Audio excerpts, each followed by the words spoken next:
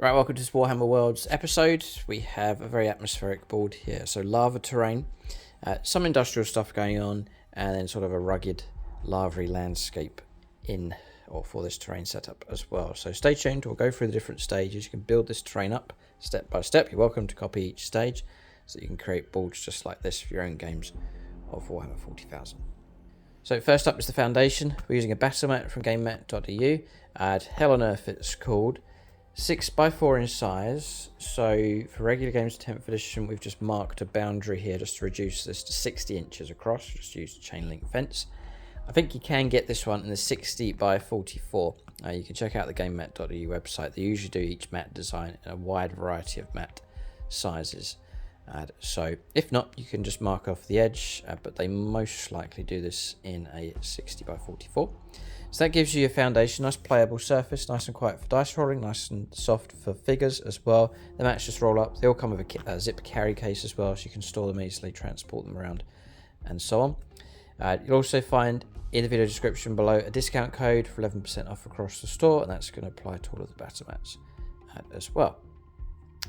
Now, colour scheme, we've got black, charcoaly colours going on, mid-greys, and then the red, orange, yellow of the lava across the mat as well. So that's kind of your colour palette to work with. So then for the terrain, it's built up in a number of sections. First up, I'm using one set. Usually I combine two, but I've just got the one set here to fill out like a table quarter. And that is the Fallout Zone terrain set from gamemat.eu. It comes in grey tones, pre-painted. This across here comes in green. So I've made some colour adjustments to it. I've taken some black spray, grey spray, and also a little bit of red, and I've just flicked the spray colours across it just to change the tone around, and you can very quickly without any brushwork just change the whole tone of the terrain set. I've done that across all those buildings as well. And then just with some red paint and yellow paint, because you mix the two you'll get your orange out of that. Red paint just flowed it into here. It's good fun doing it. And then started to drop in some yellow paint here, sort of blotching it, and then starting and then run it down these flowing areas across here. So just change the whole color around from green, which is what it comes with as standard, and then just some red paint just to get it to match in to this board. Easily done.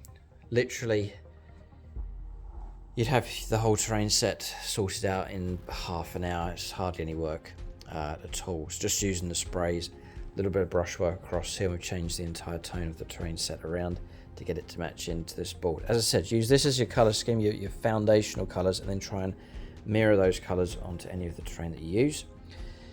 So that makes up about a quarter of the table.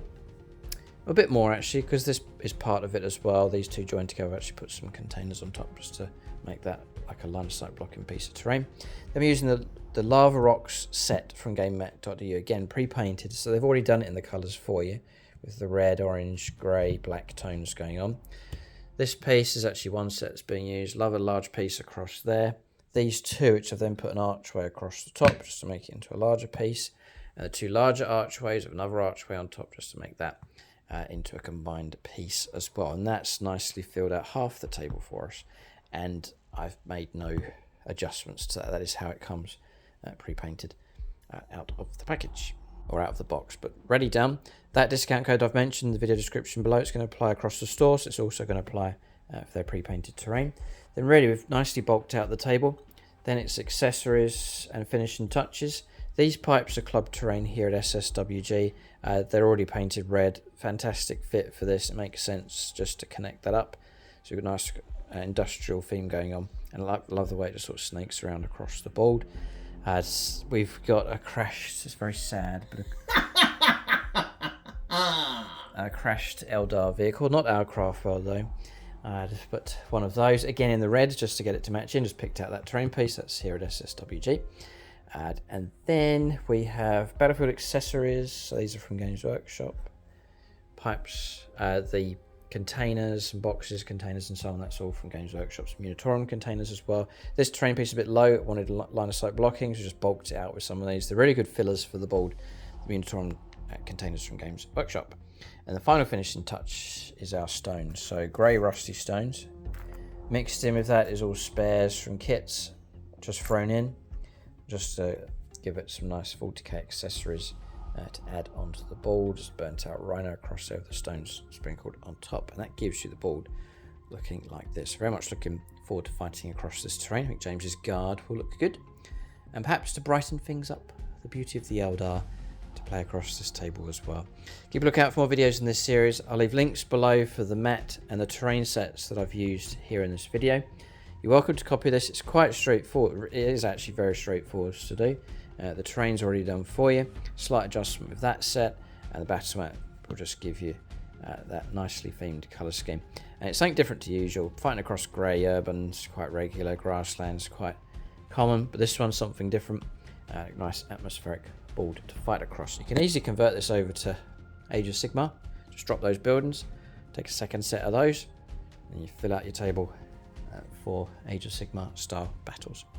Look out for more videos in the series. Thanks for watching. Tune in next time.